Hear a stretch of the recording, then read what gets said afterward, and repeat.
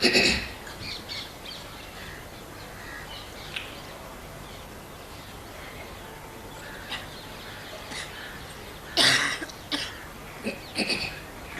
हम सत्य युग में शक्ति की पूजा करें,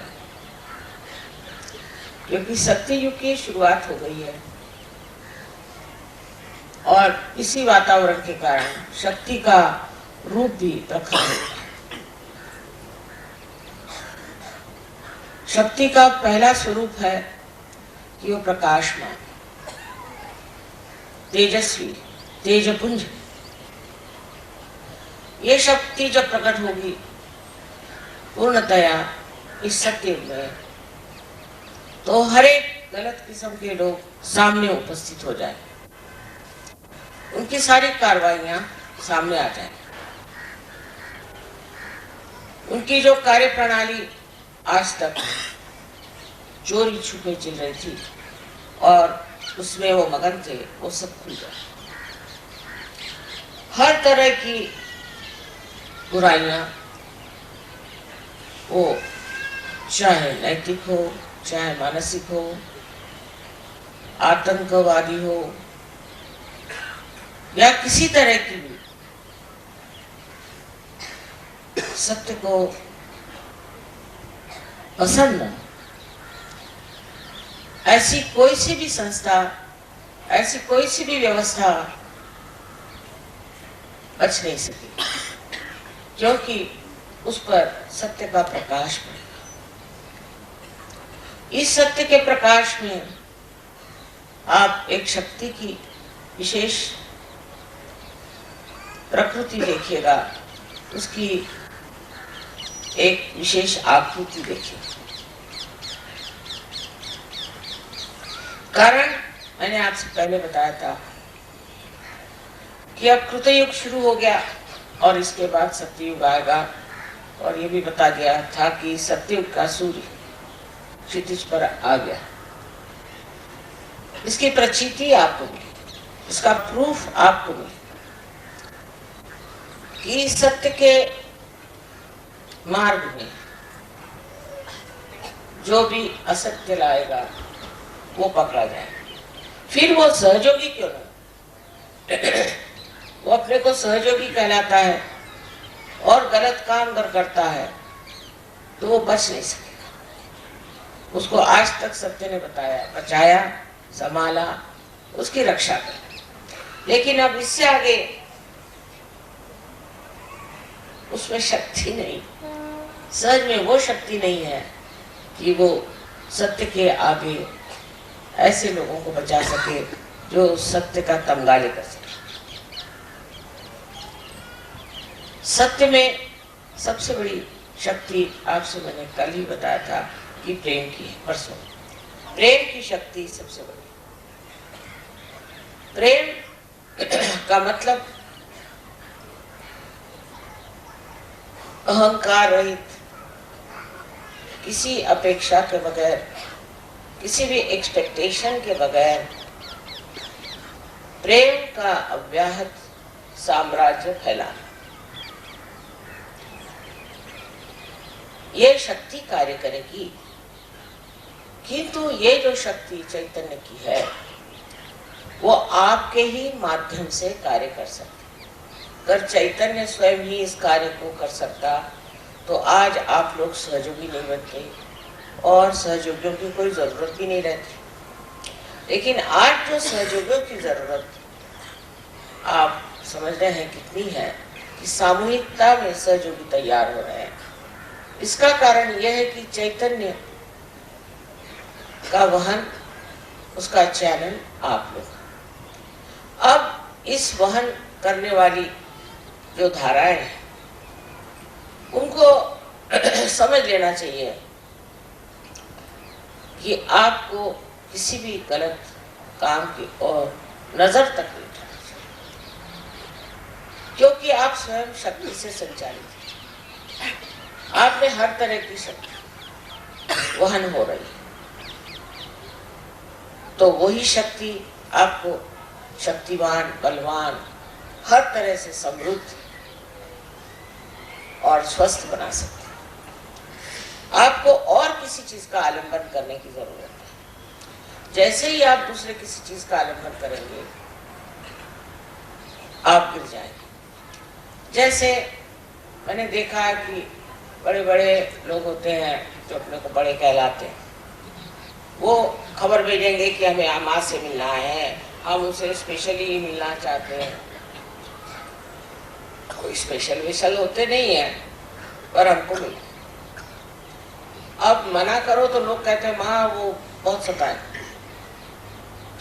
तो मिल ही लीजिए उनसे। अब सब गिड़गिड़ाहट कहते हैं अच्छा भाई, 3 बार कहेंगे वो आने वाले हैं, वो आने वाले हैं, सब उसके इश्तहार लग जाए और वो आएंगे, पार हो जाएंगे और ठीक भी हो जाएंगे। उसके बाद वो पूछेंगे भी नहीं, क्योंकि वो समझते नहीं कि सत्य की शक्ति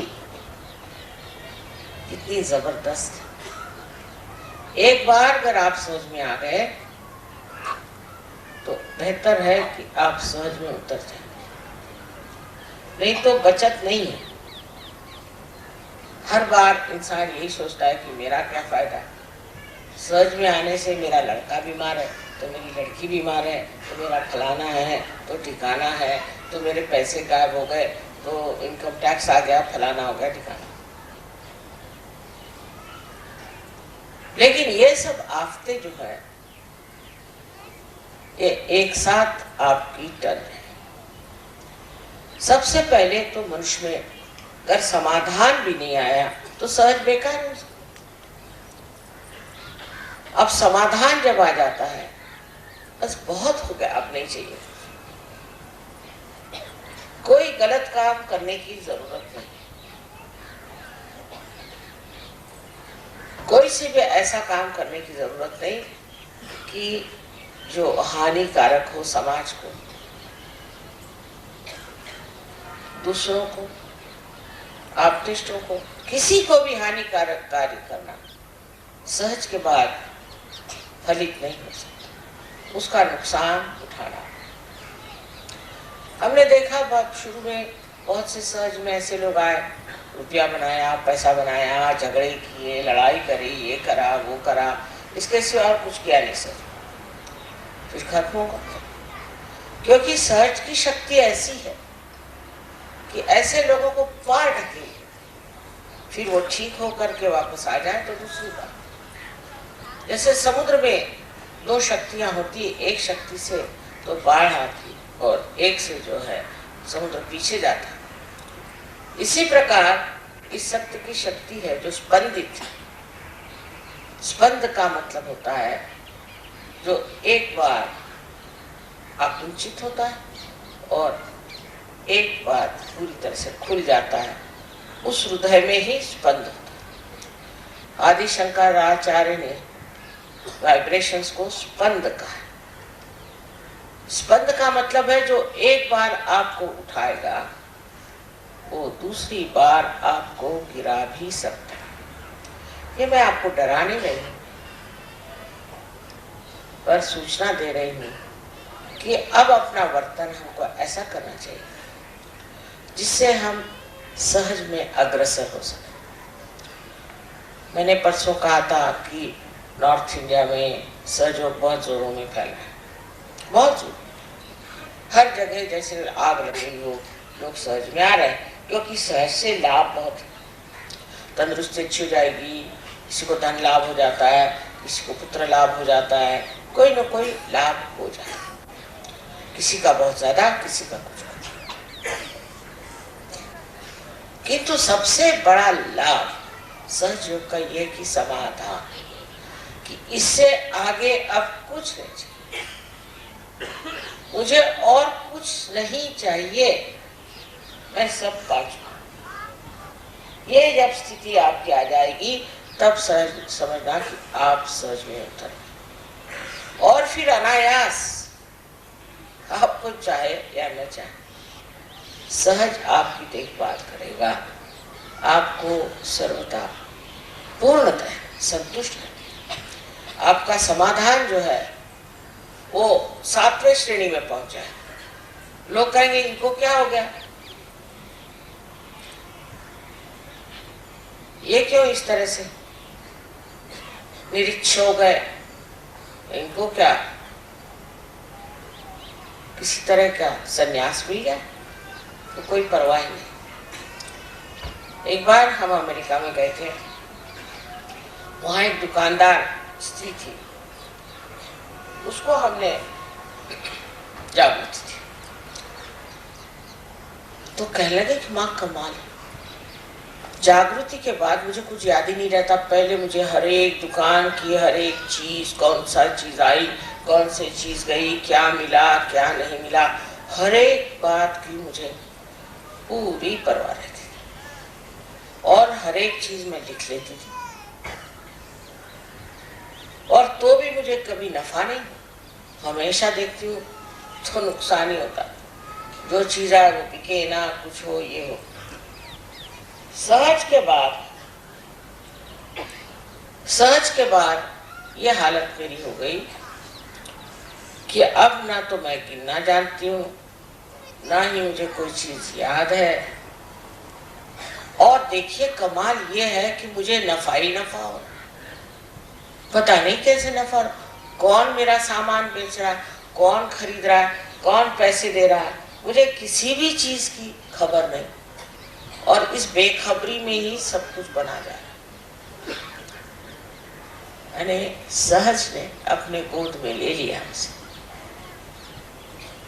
और सारी जो कुछ परेशानियां थी, नाप तोलने की, बेचने की, नफा रखने की, वो सब खत्म हो करके वो बस मस्ती में आ गई। कहले अब क्या, मेरी तो दुकान कोई चला ही रहा है, पक्की बात है, मैंने अपनी दुकान चला।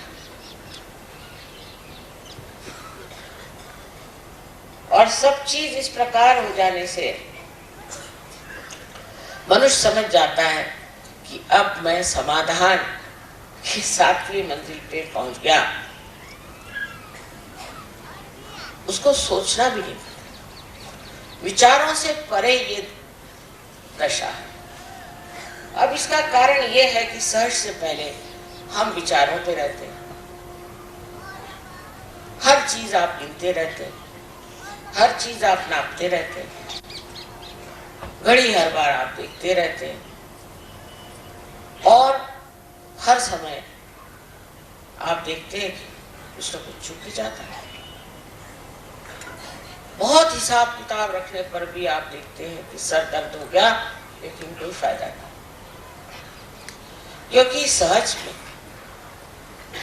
आपने ये कार्य अपने ऊपर कैसे ले लिया। तो सहज कार्य, स्पॉन्टेनियस, सहज में सब चीज एकदम सहज हो जाती। ये आपको धीरे धीरे तो अनुभव आते रहेगा, लेकिन सहज पे निर्भर हो जाना, ये शक्ति आज सत्य युग में कार्य कर रही है। जिस दिन आप पूरी तरह से सहज में निर्भर हो जाए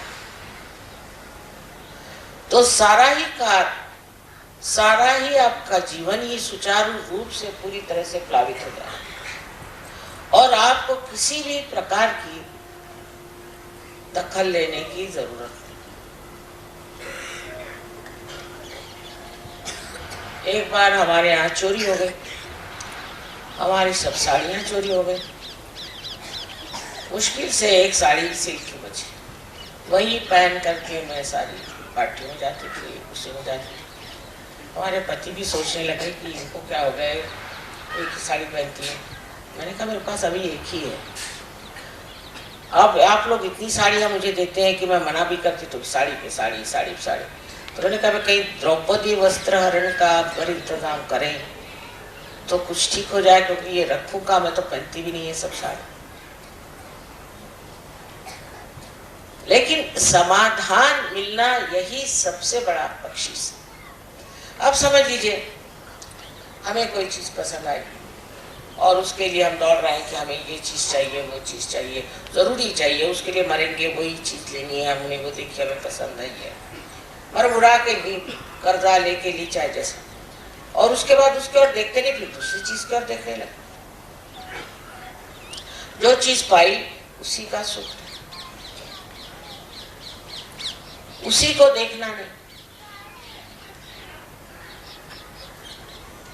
आजकल इतने सुंदर फूल खिले हुए हैं दिल्ली शहर में। मैं वही रास्ते पर देखने आ रही थी, इतने सुंदर फूल खिल रहे हैं पेड़ों पर। आप में से न जाने कितनों ने देखे हैं कि नहीं देखे। अब ध्यान का, ध्यान आपका अगर अपने आत्मा पर है तो आत्मा वही चीज दिखाए जो सुखदायी है, जो आनंददायी है, और उसमें फिर स्वार्थ असल में पाया जाता है, क्योंकि जिसमें आप स्व का अर्थ जानते हैं। कैसे शब्द लगाए देखिए, अपने जो बड़े पुरखे हो गए पूर्वज, उन्होंने ढूंढ ढूंढ के शब्द लगाए कि तुम स्वार्थ ढूंढो। स्वार्थ का माने स्व का अर्थ। पहले लोग सोचते स्वार्थ का मतलब पैसे कमाओ, ये करो, वो करो, वो करो, पर उसमें सुख नहीं मिला। जब खोजते खोजते आप पगले हो जाएंगे तब फिर आप स्व की ओर दौड़े। इसलिए उनका पहले तू स्वार्थ खोज, इसमें तेरा क्या स्वार्थ है वो देख, इसमें तेरा कौन सा फायदा है। सहज धारा में जब आप बैठे तब इस सत्युग में आपको जान लेना चाहिए कि आपको जो संभालने वाला है, देखने वाला है, उसके करोड़ों हाथ और उसके आंचल में आप चले गए। अब क्यों गलत काम करो, क्यों ऐसी वैसी बात करो जिससे कि आप पकड़ में आ जाए और बेकार में परेशान हो जाए। और अगर आप किसी चीज में पकड़ में आ भी गए तो वे ऐसे छूट गए। उदाहरण के लिए हम बताएं कि हमने 5 मूर्तियां खरीदी मिट्टी की कनाडा, बहुत सुंदर थी। सोचा ऐसी मूर्तियां हमारे यहाँ बने। अब सिर्फ मिट्टी की मूर्तियां 5 खरीदी तो हमारे कस्टम वालों ने उसके दाम 18,000 लगा दिए। मुझे बड़ी हंसी आई कि मिट्टी की मूर्तियों की 5 की क्या दाम 18,000 हो सकता है क्या? 18 रुपए भी नहीं होगा। मैं हंसती रही। तो पुलिस वालों के पास खबर गई तो वो भी हंसने लगे। उनका देखिए क्या तमाशा है, इसके दाम 18,000 हो सकते हैं। और वाकई में वो सब छूट गए क्योंकि गलत चीज में पकड़ा उन्होंने। तो सहज उसे अपने आप ही सब चीज को ठीक कर दे। जिसकी जरूरत है, जो जरूरी होना है, जिसकी आवश्यकता है, वो कार्य सहज ही कर देता है। तो सहज पे चीज छोड़ना आना चाहिए। सबसे बड़ी बात है ये चीज सहज पे छोड़ना।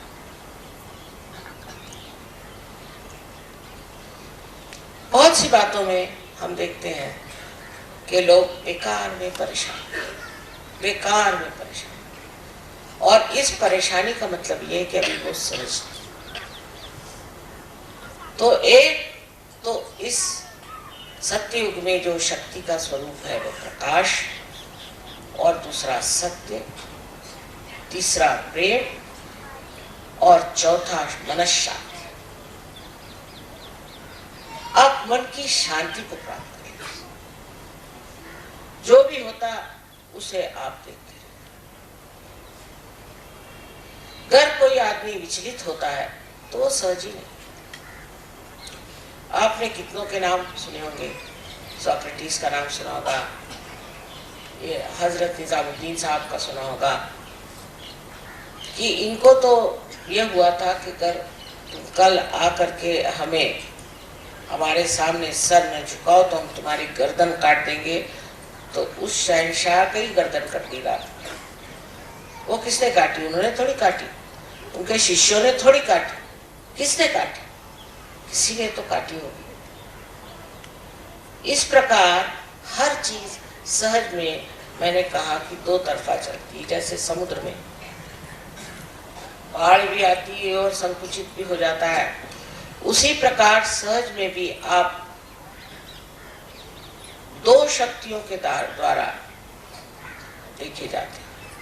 पहली शक्ति से बढ़ावा और दूसरी शक्ति से आपको निकाल दिया जाता है। एक बार सहज से आप निकल गए तो फिर हमारा आपका कोई सरोकार नहीं, हमारे ऊपर आपका कोई अधिकार नहीं। कोई भी आपको अगर हमारे पर अधिकार जताना है तो पहले सहज में घुल मिल लेना चाहिए। जैसे सुवर्ण है, तब करके जब वो कुंदन हो जाता है तो उस कुंदन में ये शक्ति आ जाती कि वो हीरे को पकड़ लेता है। कुंदन में जब आप हीरा बिठाते हैं तो उसके लिए कोई भी ऊपर से टांका लगाने की जरूरत नहीं, कोई चीज से पकड़ जरूरत नहीं। वो कुंदन, इतनी मुलायम चीज कुंदन, वो पकड़ लेता है हीरे को, हीरे से बढ़ के और कोई कठिन चीज संसार में। इसी प्रकार आपका भी कुंदन हो सकता है, और वो कुंदन में आप देखेंगे कि आपके अंदर समाधान की शक्ति है। समाधान में विचार नहीं, विचार से परे, सहयोग से आप बुद्धि से परे, भावनाओं से परे, गुणातीत एक ऐसी दशा में है जहां कोई विचार नहीं, कोई विचार। आप किसी के तरफ देख करके उस पर कोई विचार नहीं करते, देखते। ये विचार करने की, जिसको रिफ्लेक्शन कहते हैं, जो कुछ बात हुई फौरन विचार शुरू, किसी चीज को दिखा तो विचार शुरू। लोग पगला जाते हैं विचार कर करके। एक साहब ने मुझे स्विट्जरलैंड में कहा कि माँ चाहे मेरी गर्दन काट दो, मेरे विचार के तूफान से मुझे बचे। वो डॉक्टर थे। तो ये जो विचार हमारे अंदर अहंकार की वजह से या संस्कारों की वजह से हमारे अंदर बंधे हैं, और उसको बांधने वाले और भी बहुत लोग हैं। किताबें पढ़ो, कहीं कोई गुरु के यहाँ का जाओ, किसी से मिलो जुलो, बातचीत करो, वाद विवाद करो। रामदास स्वामी ने कहा है, मिटे वाद संवाद ऐसा करा, जिससे तुम्हारा वाद विवाद का स्वभाव ही बदल जाए, ऐसी बातचीत करो। माने वाद विवाद मत करो। ये बात बिल्कुल सही कि हम लोग सहज में आते हैं तो भी हर एक चीज का हम विचार करते हैं, लेकिन सहज का चमत्कार हम जानते नहीं कि जब हमने अपने को सहज के हवाले कर दिया, पूरी तरह से हम सहज के हवाले हो गए, तो विचार भी सहज ही करेगा और सहज ही उसका हल भी करेगा, जो हम नहीं जानते, पर प्रश्न हमारे चारों तरफ। अब आज मैंने कहा था, समझ लीजिए 3 बजे, मैं जानती थी सब लोग घर गृहस्थी के लोग हैं, 3 बजे कैसे पहुंच पाए। देरी होने वाली, उसमें कोई हर्ष नहीं, आराम से आए, आराम से चलो। बहुत बार आदमी सोचता है कि मेरा रास्ता भूल गया,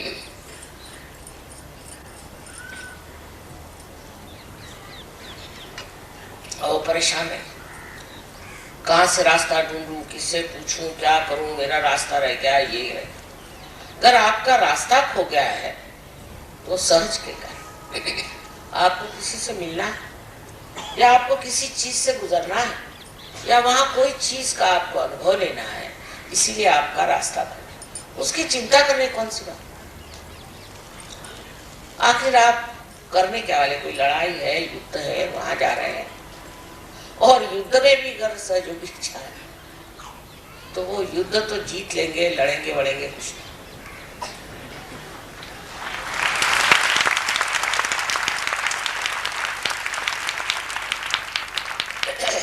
सत्य में विचार की शून्यता आने से मनुष्य जान लेता है कि विचार जो है वो शक्ति ही है। और जहां जहां जिन देशों में बहुत लोगों ने विचार पे निर्भरता रखी। जैसे अमेरिका का देश है, तो फ्रॉइड जैसे गधे आदमी पर, गधे से भी ज्यादा करना चाहिए, मुझे इतनी गालियां नहीं आती, ऐसे महामूर्ख दुष्ट आदमी को उन्होंने भगवान माना और हर समय वो ये सोचते हैं कि हमको आनंद उठाना चाहिए और हर आनंद ऐसा बनाया हुआ है कि उससे वो नष्ट हो जाए।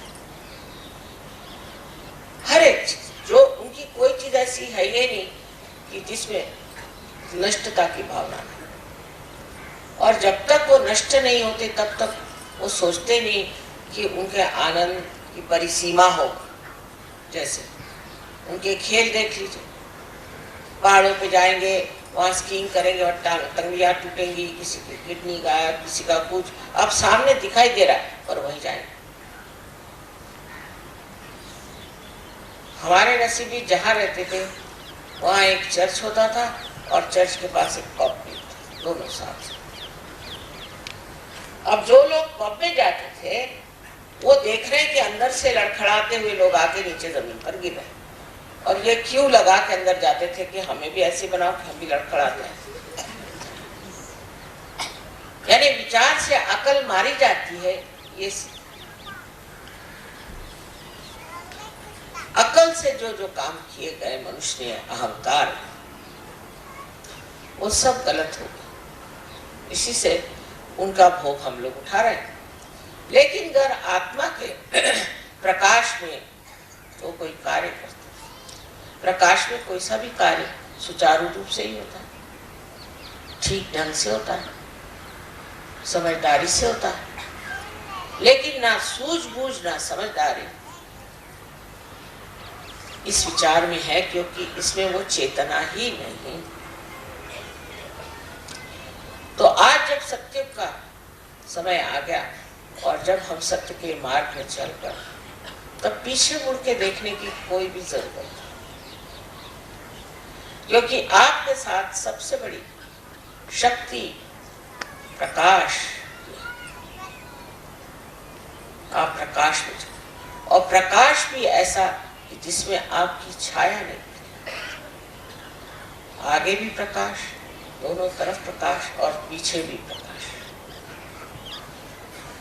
लेकिन ये प्रकाश की ज्योत आपको पूरी तरह से प्रज्वलित करनी, उसके लिए छोटा सा मार्ग मैं बताती हूँ कि आप सब लोग ध्यान करें।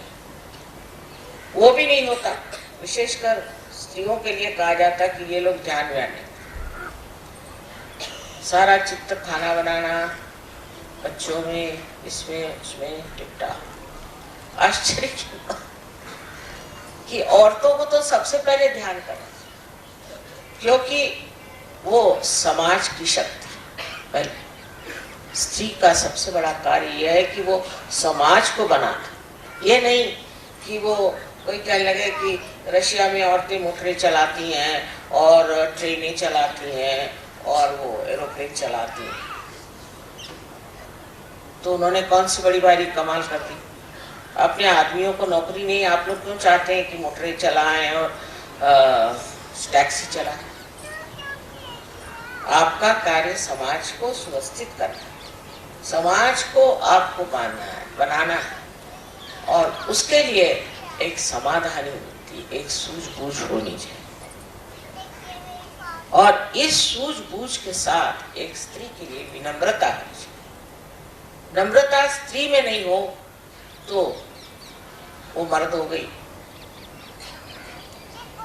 वो अगर हावी हो जाए और हर चीज में वो सोचे कि मुझे आदमी से मुकाबला करना है, तो गलत बात है। ये भी कोई मुकाबला करने की चीज है? आप स्वयं शक्तिशाली हैं, आपको क्या जरूरत है किसी का मुकाबला करने? मैं बार बार इसलिए कह रही हूं कि जिस जिस देश में औरतों ने सामाजिक स्थिति का भार अपने सर पे नहीं लिया, वो देश आज डूब रहे हैं और खत्म हो जाए। अपने बच्चों को संभालना, घर में व्यवस्थित रहना, ये बड़ा भारी कार्य है। अगर जरूरत पड़े नौकरी कर लीजिए। पर जैसे आदमियों के लिए मैं कहते कि अच्छा ठीक है, आप लोग अगर खाना बनाना चाहते तो बनाए, कोई हर्ष नहीं, सीखना चाहिए, पर वो उनका मुख्य कार्य है। इसी प्रकार स्त्री के लिए जरूरी है कि वो अपनी शक्ति को प्रज्वलित करे, और इस देश की औरतों ने ही यहाँ का समाज रोका है, ये मान लीजिए, लेकिन जबरदस्ती से नहीं,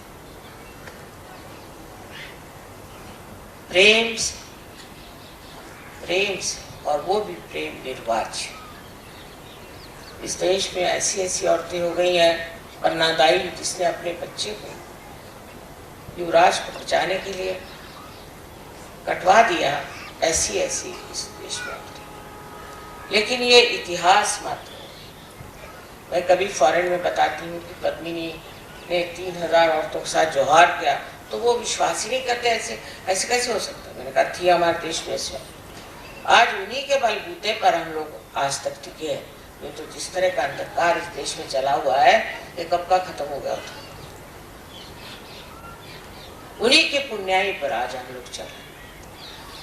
वही पुण्याई आज इस सतयुग में एक विशेष रूप धारण करके सामने, उसका चमत्कार आप देखिए। रोमानिया के लड़के कल कैसे गाना गा रहे, इन्होंने कभी अपने सरगम तक सुने नहीं, कुछ इनको शिक्षा नहीं मिली।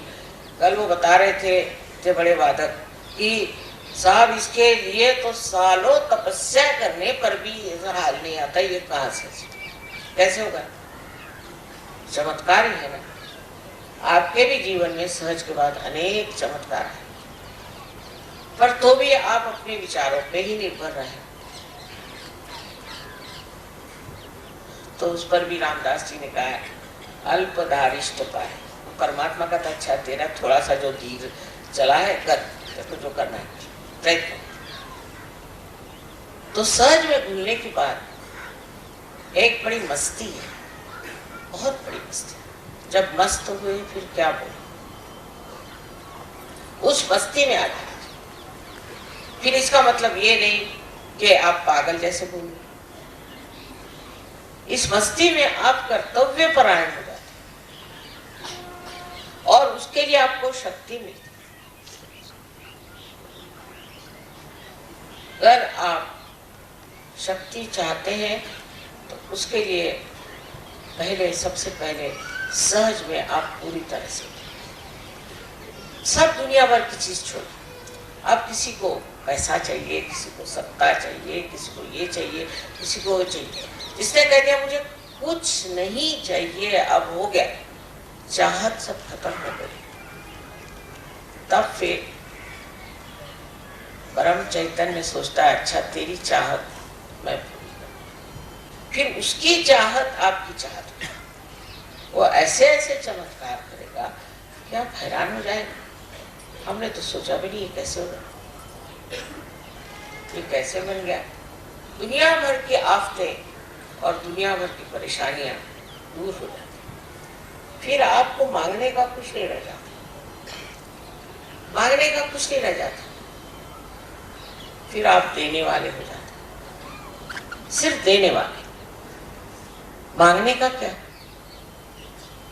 मांगने का तो वही करेंगे जिनके पास कमी रह गई और जो समाधान के सागर में डूब गए, वो क्या मांगेंगे। चारों तरफ देख के आप कहेंगे ये क्या करेंगे, इसकी क्या जरूरत है। पर इसका मतलब नहीं कि आप संन्यास्त हो जाएं और जंगल में। इसमें हमारे यहाँ राजा जनक का बड़ा सुंदर वर्णन है। उनको विदेही कहते थे। वो राज्य करते थे, उनके सामने नृत्य होता था, संगीत होता था और उनके बड़े भारी प्रोसेशन निकलते थे, सब कुछ होता था, और उनको लोग विदेही कहते थे। तो एक शिष्य ने, नचिकेता ने अपने गुरु से कहा कि जब वो आते हैं तो आप क्यों खड़े हो जाते हैं। पहले वो हमसे बहुत ऊंचे, आपको पता। उनका कैसे, पहले हमने तो सब संसार छोड़ के संन्यास्त भाव लेकर के फिर कुछ अनुभव। ये तो बगैर छोड़े ही उसमें बसे।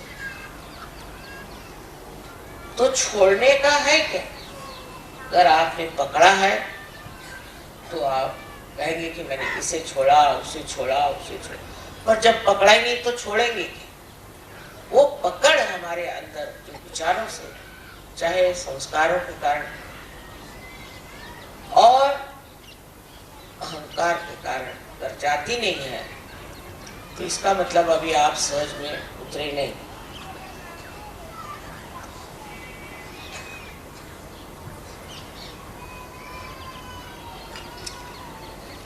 किसी भी चीज की पकड़ तभी होती है जब उस चीज को हम इतना महत्वपूर्ण समझते हैं।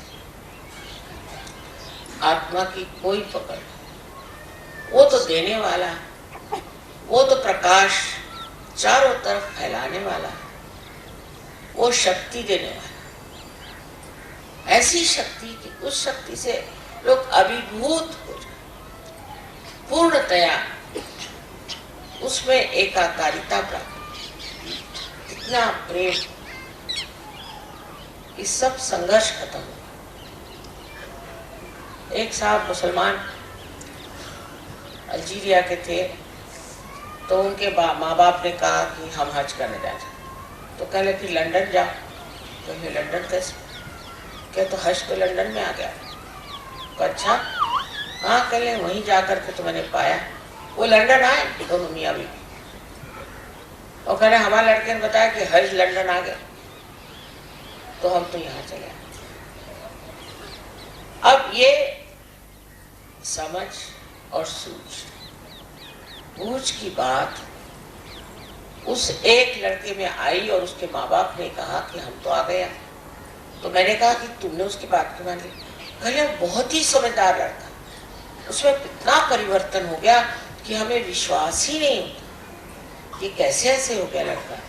इतने लोग हज में जाते हैं और कुछ नहीं होता उनमें, जैसे कि वैसे शराब पी रहे थे तो शराब पीते हैं, बीवी को मारते तो बीवी को मारते हैं, जो करते थे वही करते रहते। और ये एक लड़का हमने देखा, इसमें बड़ा परिवर्तन आ। तो हमने कहा ठीक हो सकता है कि हज का भी परिवर्तन अब लंदन में हो गया, और इसीलिए हम लंदन आ गए। अब ये माँ बाप के ऊपर असर है, ये दूसरी शक्ति है सत्य की। सत्य इतना प्रकाशवान, बलवान और इतना प्रेममय होता है कि उसका असर बहुत लोगों को, और लोग उसे देख करके कहते हैं कि भाई ये आदमी कौन, ये ऐसे कैसे हो गया। हमारा सहयोग इतना फैला नहीं था महाराष्ट्र में।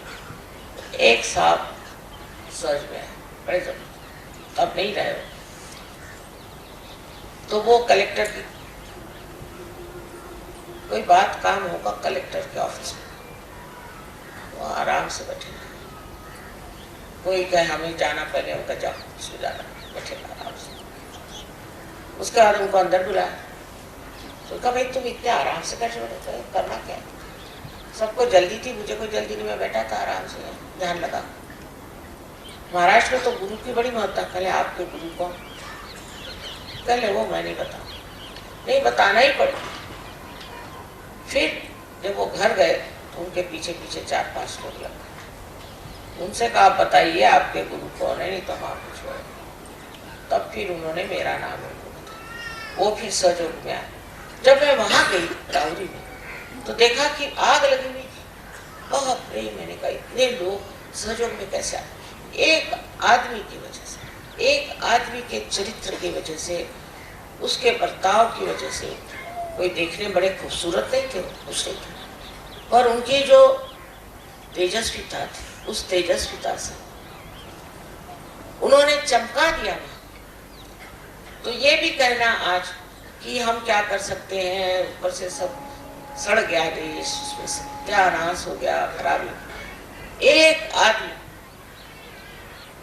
अगर अच्छा आ जाए, मैंने आज सवेरे ही कहा था कि दुनिया झुकती है, झुकाने वाला चाहिए। फिर आप इतने लोग अगर झुकाने वाले हो जाएं तो और क्या चाहिए। लेकिन पहले इसका एहसास होना चाहिए कि आप सत्य युग में बैठे और सत्य की शक्ति आपके पास चल रही।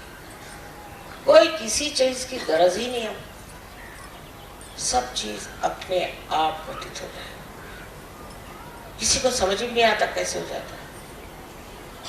कल मैंने 10 मिनट पहले बताया कि भाई मैं खाना यही खा लूंगा, घर तो अब जा नहीं सकते क्योंकि कव्वाल लोग बैठे हैं। और 10 मिनट में देखती क्या चूल्हा भी लगा है, चीजें भी बन रही।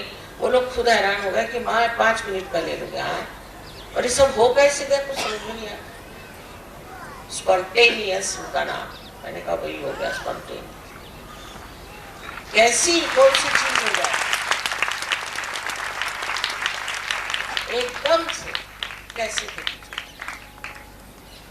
कैसे चीज बन जाती है वो आप बता नहीं सकते। इस परम चैतन्य की शक्ति, इसका कोई वर्णन नहीं। किसी ने मुझसे पूछा कि क्या गणेश जी ने दूध पिया, क्या ये शिव जी ने दूध पिया? मैंने कभी पिया होगा। मैं तो ये परम चैतन्य को देख देख करके खुद ही हैरान हूँ। मेरे ही साथ इतनी कमाल कर रहे हैं और मुझे भी पूरी तरह से एक्सपोज कर रहे हैं, तो ये कुछ भी कर सकते हैं क्या ठिकाना। पर मुझे नहीं पता कि गणेश जी इतना दूध पीते हैं।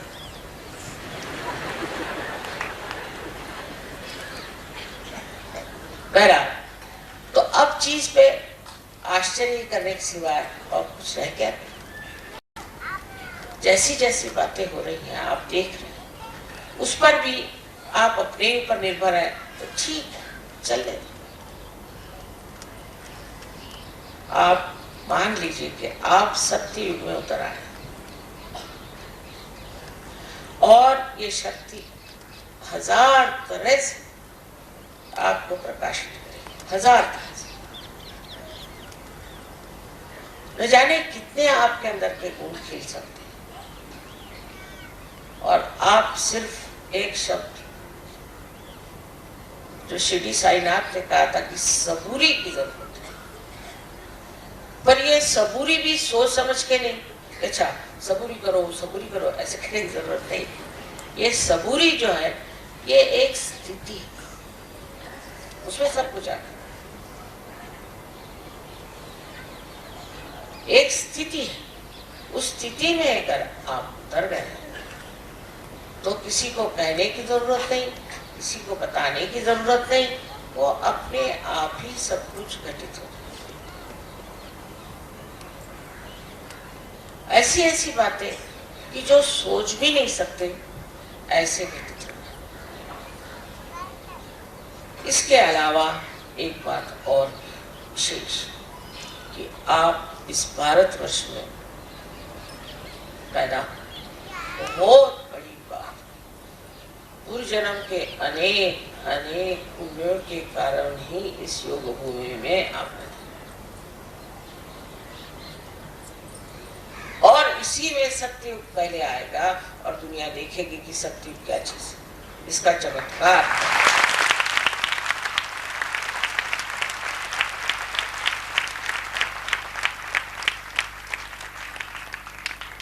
लेकिन आप ही मशाले, आप ही ज्योत, आप ही को ये प्रकाश देना, इसको एहसास करना चाहिए, इसको समझना चाहिए, इसको अपनाना चाहिए, क्योंकि कितनी बड़ी जिम्मेदारी आप पर आज है ये समझ। मैं भी कहीं जन्म लेती तो अच्छा होता, ऐसे बहुत लोग कहते कि वहाँ अगर अमेरिका में जन्म लेते तो अभी तक पता नहीं कहाँ तक लोग आपको पहुँचा। मैंने कहा नहीं, जहाँ मैंने जन्म लिया वो सबसे ऊंचा प्रदेश है, तो बड़े भाग्य से होता। और यहाँ भी आप समझ लीजिए कि सहयोग कितने जोरों से फैल रहा है, बहुत ज्यादा। लेकिन इसका जो प्रसार हो रहा है सब इतना फैल रहा है, उसका मुख्य कारण क्या है? उसका कारण ये है कि आप इस योग भूमि में पैदा, चारों तरफ जिसमें चैतन्य भरा है, पृथ्वी से भी इसी देश में सबसे ज्यादा चैतन्य बह रहा है। लेकिन उससे आगे आपको ये देखना है कि आप ही इसके वाहन, आप ही इसको स्रोत तक पहुंचा सकते। अब भी मैं देखती हूँ कहीं ना कहीं कमी है, उसको ठीक करिए, उसके पीछे पड़ के उसे ठीक करिए, किसी तरह से ठीक करिए। मुझे ये चीज ऐसी करनी है, ये शरीर, ये बुद्धि, मन, अहंकार आदि वगैरह जो उपाधियां हैं, उनसे मुझे अपने को बिल्कुल खालिज कर देना, साफ कर देना, और तभी ये देश का उत्थान, बहुत बड़ा भविष्य इस देश का। और जो ये कहते हैं कि देश बहुत खराब हो गया है, इसमें ये खराबी वो खराबी, मैं कहती हूँ कि जो सबसे कठिन समुद्र होता है उसमें वही जहाज चल सकते हैं जो मजबूत होता है। इसलिए आपको और भी मजबूती ज्यादा करनी चाहिए। एक तरफ आप देखते हैं घोर अंधकार है, तो दूसरी तरफ ये होना चाहिए कि महान प्रकाश में ऐसे आपके जीवन लोगों के सामने उतरना चाहिए। इस बड़प्पन को पाने के लिए कुछ करना नहीं, भक्ति से, पूर्ण भक्ति के साथ आपको ध्यान करना, ये जरूरी चीज है। प्रेम से, भक्ति से आप ध्यान करें, और फिर जो भक्ति में आप पाइएगा वो एक ऐसी असाधारण व्यक्तित्व की प्रतिमा होगी कि लोग कहेंगे साहब ये आए कौन, ये कहां से आए, ये स्वर्ग से उतर से आए हैं कि ये कौन है।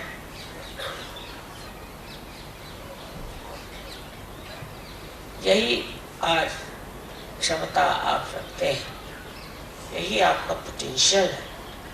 आप समझ लीजिए कि आपके अंदर कितना गौरवशाली जीवन उमला रहा है, उसे जताइए। सब दुनियादारी को छोड़िए, उसके पास मोटर है तो मेरे पास मोटर नहीं, उसके पास फलानी मोटर तो मेरे को क्या करने का है, इसमें क्या रखा है। आपको आश्चर्य होगा, मुझे तो मेरे मोटर का नंबर नहीं मालूम, वो तो छोड़िए, मुझे उसका कलर भी नहीं मालूम, मुझे उसका मेक भी नहीं मालूम, वह रुपया भी नहीं गिन सकती। पर तो मुझे आप 10 रुपए दे दीजिए तो शायद गिन लूँ, पर 100 रुपए देंगे तो गिन नहीं सकता। मैं बैंक का चेक नहीं लिख सकती, कुछ नहीं कर सकती, बिल्कुल निष्क्रिय, कोई भी कार्य नहीं कर सकती, और सारा कार्य हो रहा है। देखिए आप लोग आ जाए,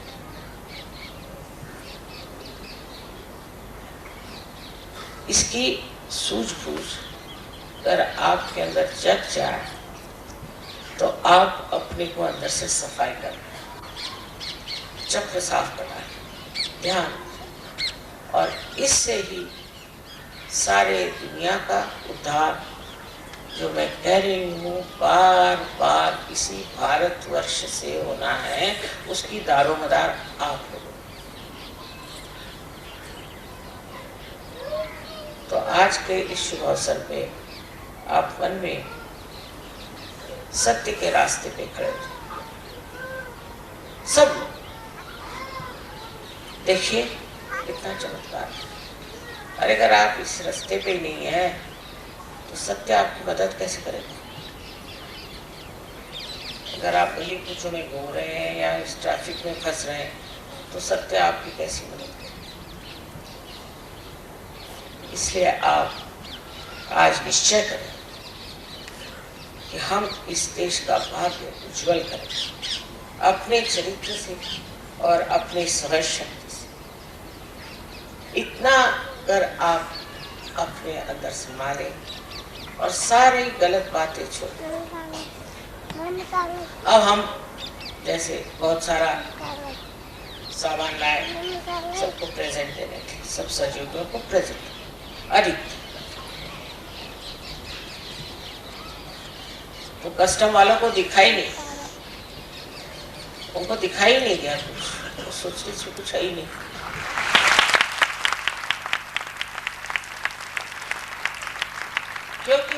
प्रेम का आवरण कैसे दिखाई देता, कैसे पकड़, दिखाई नहीं, अदृश्य हो, क्योंकि इतने प्रेम से परदेसी भाई आपके लिए कुछ सामान लेके आया, तो इसमें कस्टम क्या देना? प्रेम का कोई कस्टम होता है? कोई व्यापार करने तो आया नहीं है। और देखिए कि कमाल है, और वो बड़े विश्वास के साथ मांगे, मालूम है कस्टम वाले देखते ही नहीं, वो दिखाई नहीं देता क्या होता है पता नहीं। एक देवी जी ने यहाँ ऐसी एक चांदी की थाली ली, तब चांदी एक्सपोर्ट अलाउड नहीं थी, उसको नहीं मालूम, बेचारे फॉरेनर्स को यहाँ के तो रोज ही लॉज बदलते रहते, तो उसने चांदी की थाली अपने बक्से में रखी और ले जा रही थी, क्योंकि तू जा, तो कस्टम वालों ने खोला, ऊपर ही मेरा फोटो था, तो उन्होंने नमस्कार करके बंद कर दिया।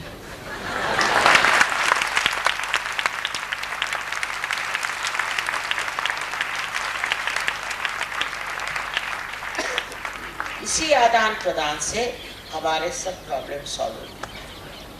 अब वो कहते हैं कि यहाँ वीजा नहीं देंगे, तो ये कहेंगे हम भी नहीं देंगे, तुम इतना रुपया लोगे तो हम भी इतना रुपया लेंगे, ये सब खत्म हो जाएगा।